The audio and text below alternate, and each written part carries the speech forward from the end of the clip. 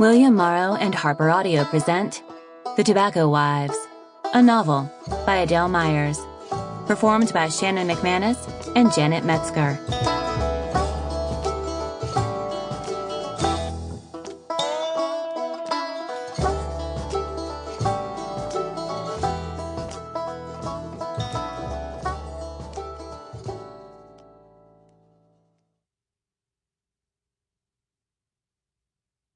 One.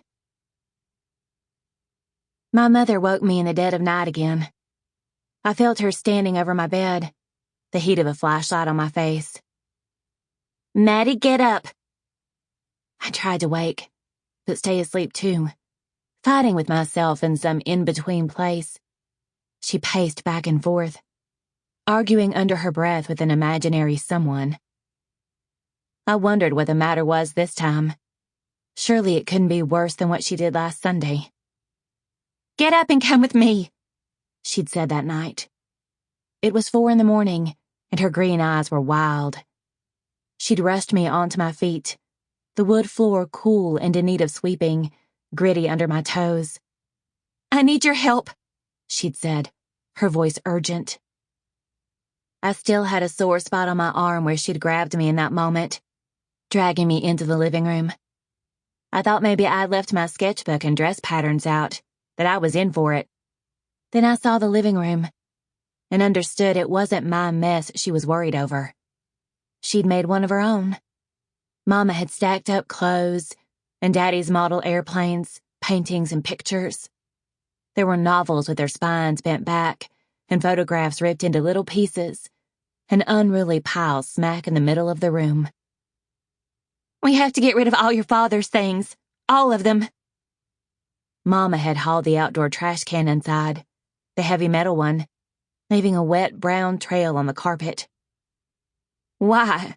I asked, tears in my eyes at the sight of Daddy's belongings strewn around so careless.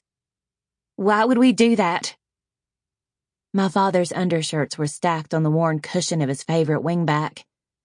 His hat lay on the floor next to the wooden kit he propped his foot on to shine his shoes. I loved the gasoline smell of his shoe polish and the brisk sound of the brush when he buffed his boots to a high gleam. I reached out to rescue it, to save the memory of my daddy. But Mama gave my hand a smack. "I'm the mother, and you do as I say."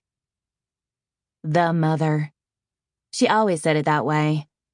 Like she needed to remind me, or maybe herself, of her place.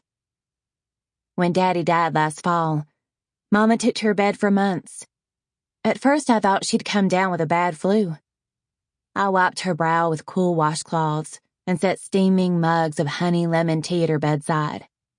I sat with her through the long days, making sure she was still breathing. But she wasn't sick. At least her body wasn't. Finally, she came out of hibernation, and over the last few weeks had barely slept at all. She was real alert when darkness came, pacing, scribbling notes in a steno pad, and waking me to join her. Flashlight in hand, she'd jolt me out of bed in the middle of the night to tell me that she had to move on, that she had to find a new husband to pay the bills. She couldn't very well court a suitor with reminders of Daddy lying around the house, now could she? I'd started hiding things from her after the fire. Not just possessions, feelings too.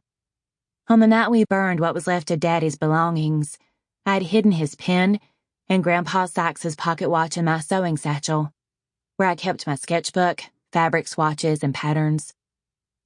All the secret things I didn't want Mama getting her hands on were in there, including my stash of cigarettes and all my money. $6 and change I'd earned sewing house dresses and mending hand-me-downs for the neighbors.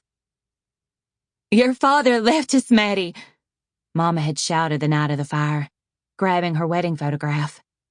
The edge of the metal frame scraped her arm, causing a red line to bloom up through her skin. "Mama, you cut yourself." She didn't seem to hear me. There was no talking to her when she got...